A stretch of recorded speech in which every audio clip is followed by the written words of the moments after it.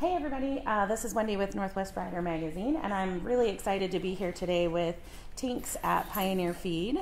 So I wanted to talk to you just a little bit, Tinks, about winter. I mean, unfortunately, the fall is kind of kicking into high gear this week, and that makes all of us start thinking about winter and barn prep and food and all that stuff. So what are you guys seeing here at Pioneer Feed in terms of what people are buying to prepare their barns?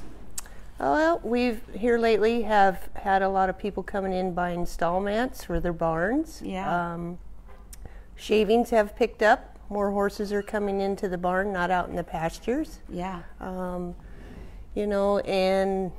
buckets, feeders, anything that we can help, set up those stalls. Yeah. And I noticed we're actually standing here in front of the tank deicers. Yes. Tell me a little bit about these and how they work. They will come for your water tanks. These will come in like a sinking one, which will sink to the bottom, so it'll keep the water warm enough where it won't freeze. You can get the floating. If you have a plastic water tank, you need to put a guard on that because it'll get to the edges. Oh, it would heat up the edges. And maybe melt. Gotcha. Yes. Okay. So we have the guards for those. And then we have the big muck buckets that they're heated. I have one of these. I love it. Yeah. Works great. For you one just put horse. Those in your stall, or is this more of an outside You thing? can go install, outside. Okay. Either way. I have kind of a silly question, but I've always wondered this. Can your horses get electrocuted by it? I mean, it's like electricity and water never seems like a very good plan. So how would you check for that? And how do you know they're okay? No, I don't think they can. We've had these for years, and I think they have a circuit or something in there. If it gets pulled out, it's going to come disconnected, and it's not. So they'll be safe. Right. Yeah. Yeah, I have never heard of a horse get electrocuted. Okay, that makes me feel better. Yeah. I probably need to get some of those eventually. Yeah. Because it's no fun hauling water from the house up to the barn when it freezes. Oh, I mean, no. That's the worst. No, I did that for years. Yeah. These are wonderful. Wonderful. And then I wanted to talk to you too about feeding. So winter feed, I mean, we have to be thinking of different things in the season because obviously it's changing outside what the horses get nutritionally. So what's some of your advice for a general horse owner for winter feed? So for a winter feed, depending on the situation you're doing with your horse, if you're not working him or he's just an older horse, a good fortified feed, a little better quality feed that's a complete feed with all the vitamins, not the forage. Yeah. Senior horse feeds are complete with forage. Okay. So you feed a lot of it. You have to feed at least 12 to 15 pounds a day. Yeah. So some of our other fortified feeds for, like performance horses are good. Okay. You need to feed what they recommend. You mean in terms of the amount? Of feed, Yeah. yes. To get everything out of that feed. Yeah. If not, you need to add maybe a supplement. We have a lot of good supplements to get your vitamins and your minerals.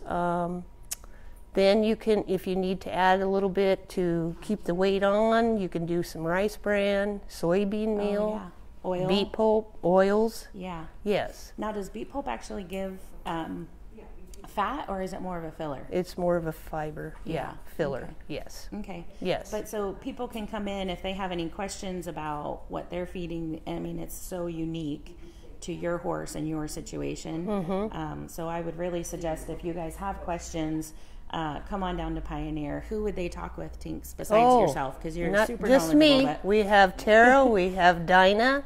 Okay. Real good with, the horses. Cool. We do have Christy. She's more into our poultry and small animals. Okay. But yeah. So come on down, Pioneer, located in Ridgefield. They're great. And you guys, if you have questions, they're great people to talk to. You guys talk to the reps all the time and get this kind of information, so you have some knowledge there to share. So. Always something new. Always. And the circumstance changes so much based on what your horse turnout is, what the age of your horse, how much you're working with them. I mean, there's just so many factors Yes. that influence what the feeding routine might be for the horse, and so it's important to Yeah. come and get correct information for sure. Right. And another thing with winter, you know, it's cold. The horses are using more energy to stay Yeah. warm. So an option is, if you need to, you can put a blanket on, Yes. which, you know, unfortunately we don't carry them, but Yeah.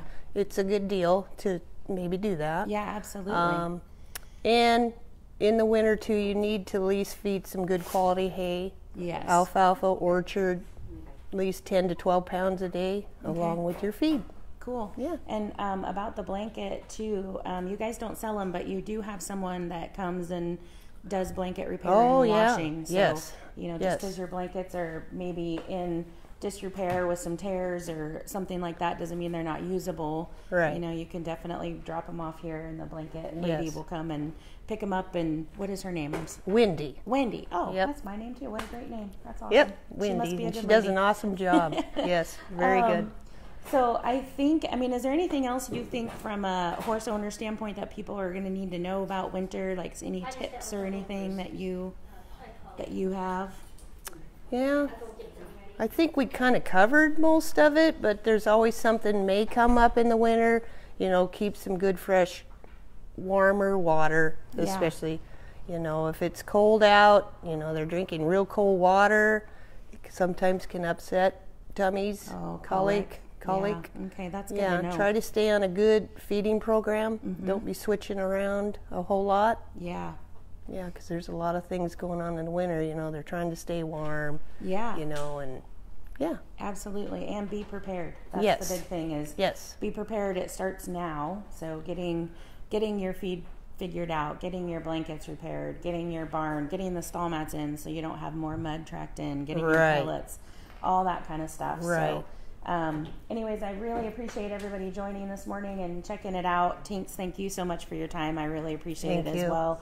Come to Pioneer Feed. They're awesome. I've been coming here for years. They're super knowledgeable, great prices, and good people. So thank you guys very much, and we'll see you again next week, hopefully. All right.